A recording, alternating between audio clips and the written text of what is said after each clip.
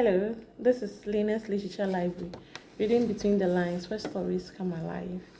It's unfortunate I made a lot of recordings down for the whole or the rest of the chapters for Redemption Road, written by Elma, but I lost all of the videos. So I'll be continuing from chapter 11, but I'll try and make it as brief as possible.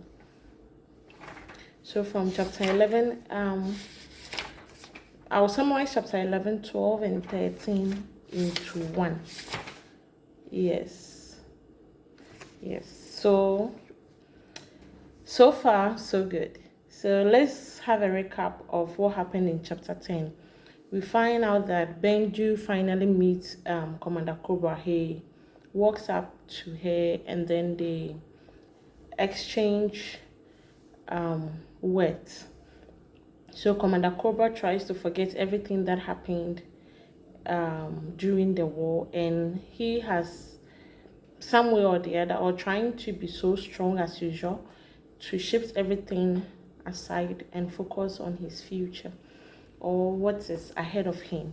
But Bendu, on seeing him, gets all the flashback and everything that, and she or Commander Cobra spikes up a certain fire in her that she has been trying hard all these years to succumb or be dominant over, but now she couldn't. She gets the edge to, or the zeal to put him behind bars or let him pay for everything he did during the war.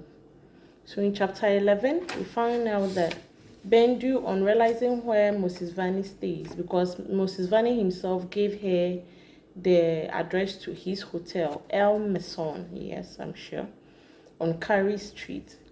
So Bendu goes there several times to knock on his door, but he isn't there. Now Bendu, after meeting him on the street, Bendu is more powered to take action. So Bendu calls on the people around her, Calvin, Siata, her sister, and then Agnes, to help her prosecute or bring him to book. But then Calvin is willing at the initial stage. Siata is also willing to help her out, but Agnes isn't. In chapter 11, we see Agnes refusing over and over and over. She even made a statement saying that, Bendu, just leave that man alone. Agnes said, why did you go hunting for him? Bendu responds, I didn't. He walked up to me on the street. You see, that's Agnes. You see, when you are not looking for trouble, trouble always comes to find you. When you are not looking for trouble, it always comes to find. That's from Agnes. So Agnes is saying that, you know what, I don't want to get involved. I know this man. I don't want anything to do with him. We all know who he is, what he can do. But Bendu says, okay, if you're not willing to help, I'll call on the others to help. So upon hearing what really this man is all about, Kelvin says, you know what, you just have to leave everything to me.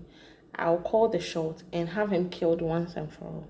Someone like that doesn't deserve a chance to life. That's from Kelvin's perspective. But then Siata says,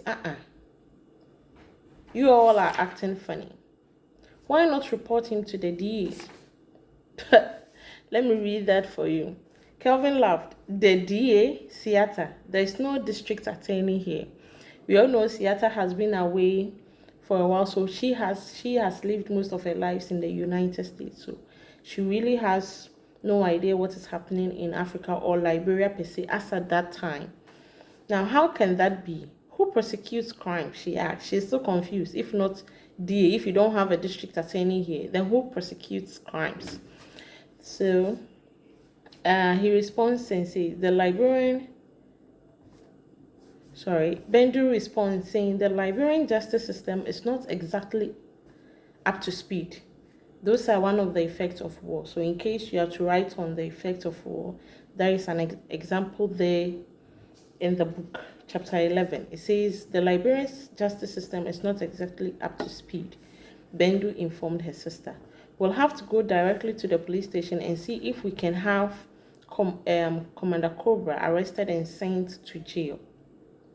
How soon? They asked. It's Saturday. We can even go right now. Kelvin says, okay, no. Then I'm not interested. I'm not. Because Kelvin knows the system.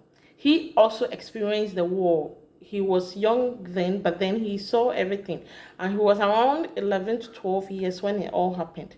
But then he has seen a lot. He's now grown, so he knows what has happened over the years. His parents were killed during the war. His best friend Benjamin was also killed. So he has some experience when it comes to the war. He's a journalist for a reason, to voice out for the voiceless or bring out what is hidden, etc.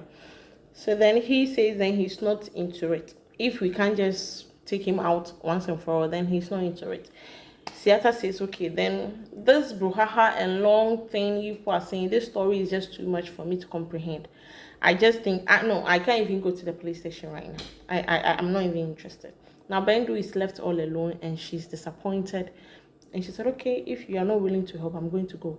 Now, she starts to ask herself again, all these people, all these friends around her that she thought that they were also there, that they can help. So she kept... But they are all pulling out of this at this moment when they've seen him and where he stays. So she starts to think about this whole thing and she was very confused. So she calls on Agnes. So that's the latter part of chapter 11. She calls on Agnes and Agnes says, okay, I'm going to help you, even though I have an assignment to do with Tena at the office, meeting Tena to do some 1 or 2 things with her. I'm going to go with you for friendship's sake, so that you know that I'm also there for you. So that's the end of chapter 11. And then chapter 12, quickly, the 2 ladies go to the police station. On reaching there, they meet Lieutenant Tepper. Then Bendu was saying, oh, today I can also be attended to because I know someone here. If it's Lieutenant Tepper, he'll be happy to see me because he knows the Louise family. He knows me too. So obviously, for the first time, she's going to be enjoying what we call protocol. Yeah, protocol. Yeah, having special benefits, or because of the connections, or because she or her family knows Lieutenant Tepper. The Americans will say lieutenant. The British will say lieutenant. So Lieutenant Tepper. So now, on getting there, they tell Lieutenant Tepper why they are there, and he's surprised. Prosecuting someone for murder? Who? When? What did it happen? Who did he kill? Who? What is happening here? Then they said, okay. Even the time frame was a problem. She has to state a duration, okay? Because it was the war, she had to state a duration. And then they said, no, we can't do that here. You have to be specific. Give me a date. Give me a name. Who did he kill? A lot of people. Who? A lot of people. The officer was confused. Bendu didn't really have exact names and dates because at that time people were given names, people were torn away from their families, people had to hide, etc., hide their identity, etc. So Lieutenant Tepper says, you know what, right now I'm going to be frank and tell you, Bendu, the truth, or you ladies the truth. No one, and I read, no one in any high office in this administration is going to put anyone away for war crimes. Bendu asks, and why not? He replies, that's not our priority right now. We are not getting paid and we've got staff looking to us for their salaries. I just don't see this pursuit going anywhere. That's another effect of war. The system is so broken in such a way that money is not flowing, decentralization is not working, people are not getting paid, people in the government sector or public sector sectors are not being paid, so things are really slow. There is no resource, there's no car or fuel in the cars to move or to go and arrest this man, then are we walking and then walking back? What is happening? Nothing is ongoing. Even there's the writer made sure to bring a part where even a pen, just a pen. The officer didn't have a pen. The ladies had to borrow him a pen. The drawer he's supposed to take the after writing after taking the pen and trying to put something down, he ended up putting the pen back in the drawer. And then the handle of the driving got broken when the ladies asked for their pen back, because after all, we are here to prosecute someone. You can't, you've taken our pen, give it back to us. As he was trying to take out the pen back from the drawer, the handle of the drawer got broken. There's vivid imagery that the writer is painting here of how broken the system was. So fast forward, the two ladies saw that their journey to the police station was just futile, so they decided to go home and rethink what to do next. As for Agnes, she was still insisting that Bendu let the case rest, but then Bendu wouldn't.